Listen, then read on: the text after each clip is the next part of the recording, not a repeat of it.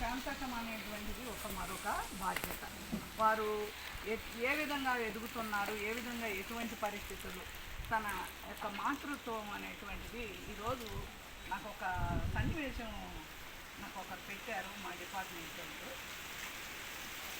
ఒక చిన్న గుడిసె అంటే కోళ్ళ కోసం వేశారు కూర్చి, బయట మేత పెట్టారు గింజలు, అవన్నీ తింటున్నాయి. మంట ఇడ్లు పెట్టి పిల్లల్ని 3 పిల్లల్ని తీసింది. అది మాత్రం ఆ మంటలోకి వెళ్ళి చక్కగా తన రెక్కల్ని విప్పి తన బిడ్డల మీదకి తన పొద్దు కింద పెట్టుకుంది. అంతలోకి యజమాని వచ్చి నీళ్లు తిమ్మి ఆరిపేశాడు. అప్పటికే ఆ కవర్ అంటే ఆ రెక్కలు కాలిపోయి తల్లి చనిపోయింది, తన బిడ్డలు సురక్షితంగా ఉన్నారు. అంటే తల్లి చూసావా, తల్లి ప్రేమ, మాతృ ప్రేమ అనేటువంటి దానికి ఎన్నో అర్థాలు. దాన్ని లెక్క కట్టలేము, దాన్ని మనం నిలబెట్టి కొనలేము. ఒక్కొక్కసారి మనం ఏమన్నామంటే నువ్వేం చేసావు అన్నాం. రక్త మాంసాలు పంచి ఇచ్చినటువంటి తల్లి ఒక నెత్తురు గుడ్డుగా పొడిగిట్లో తీసుకుని పెంచి పెద్ద చేసి వారి యొక్క భవిష్యత్తుని చూస్తూ ఉంటాం. తల్లి అంటే తల్లి తన బిడ్డలు కూర్చున్నావా? తల్లి మాత్రం కుర్చీలు ఎందుకు ఏం చేస్తుంది,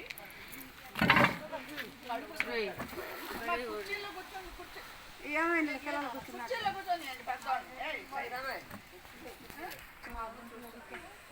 వెన్ను తట్టి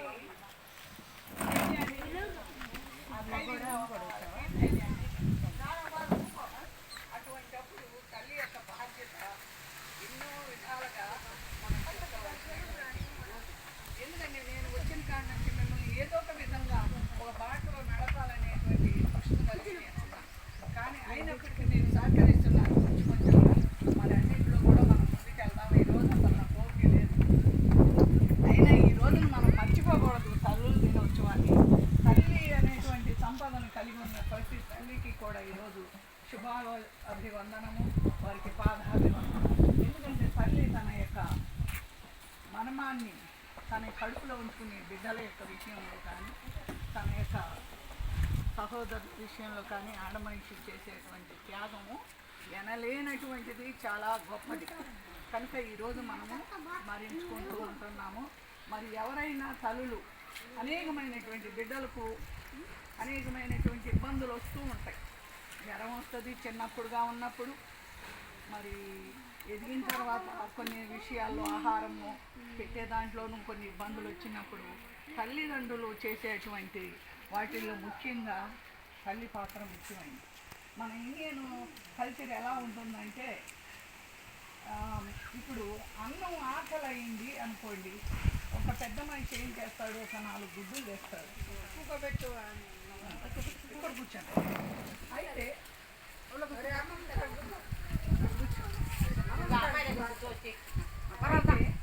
మనకి 4 గుడ్లు ఉంటాయి ఇంట్లో.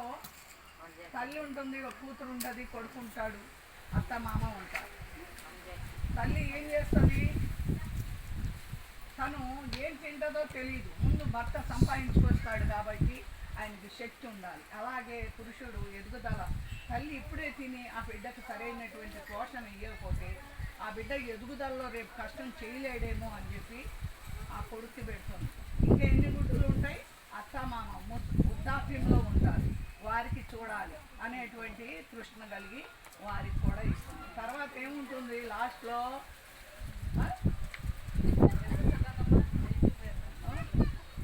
అయితే లాస్ట్లో ఉన్న చారు లేకపోతే అన్నం ఉన్నా లేకపోయినా దాంతో సర్దుకుని జీవితం గడుపుతుంది. కానీ కుటుంబ రహస్యం అనేటువంటిది అది పొదుపుగా వాడుకునేటువంటి తల్లులు ఎంతోమంది ఉన్నారు ఈ రోజున.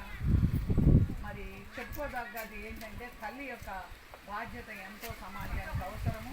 మీరందరూ కూడా తల్లులు, మీరు బిడ్డల్ని కని మన దేశానికి కావలసినటువంటి పౌరుల్ని తల్లుల్ని ఇచ్చినటువంటి మీకు చాలా శుభాభివందనాలు. మీరు గర్వించదగ్గది.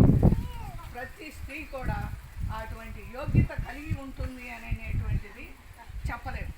బిడ్డల్ని ఇవ్వడమే అంటారు చూడండి, పెళ్ళైనాక పిల్లలు కలగలేదు, ఇంకా పిల్లలు కలగలేదు అని బాధపడుతుంటారు. ఎందుకంటే స్త్రీ యొక్క గౌరవాన్ని పెంచేటువంటి స్తోమత అక్కడే. తల్లి బిడ్డలను కనడం వల్ల కొంత సమాజంలో తెలుసుకునేటువంటి మార్పులని ఆమె గమనిస్తుంది. మన తల్లిదండ్రులు మనం ఏమన్నప్పటికీ మన స్థితి మనకు రిపీట్ అవుతుంది కాబట్టి మనం తెలుసుకుంటాం. ఇంకొక విషయం నేనేం చెప్పదలుచుకున్నాను అంటే, మీకు కష్టంగా ఉండొచ్చు, అయినప్పటికి కూడా నేను చెబుతున్నాను, ప్రతి ఒక్కరు కూడా వృద్ధాప్యంలో మీ బాధ్యతను మీరు గుర్తెరిగి, మీరు మన బిడ్డల్ని మనం కన్నాము పెంచాము మన బాధ్యత అనుకుంటాం.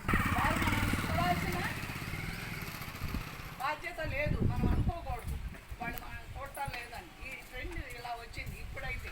అంటే మనం కన్నాం కదా, మనం కష్టపడ్డాం కదా, మనం చూసాం కదా, మనం ఈ పాటలు పడ్డాం కదా, ఆ పాటలు పడ్డాం కదా, మన పిల్లలు ఎందుకు పట్టించుకోరు అనేటువంటి ట్రెండ్ పోయింది.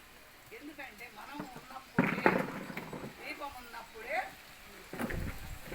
మనము ఇల్లు చక్కబెట్టుకోవాలి. మన బాధ్యత ఎంతవరకు బిడ్డల్ని ఒక దశకు చేర్చడం, ఒక పట్టాల మీద ఎక్కించడం, తర్వాత వృద్ధాప్యంలో వాళ్ళు చూడట్లేదు అనేటువంటిది ఆశ మనం పెట్టుకోకూడదు అనేటువంటి ముఖ్య ఉద్దేశాన్ని నేను మీకు చెబుతున్నాను.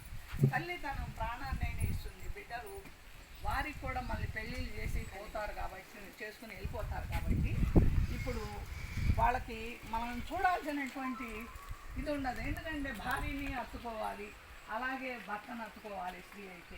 అలాంటప్పుడు వాళ్ళ కుటుంబ పరిస్థితులు, వాళ్ళు వాళ్ళ జీవనం కోసం వాళ్ళు పాటుపడతారు.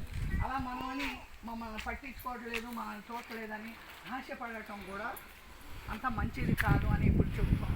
కాబట్టి మనం ఉన్నంత వరకు మన గుప్పిడిలో ఉన్న గింజల్ని దాచుకోవాలి.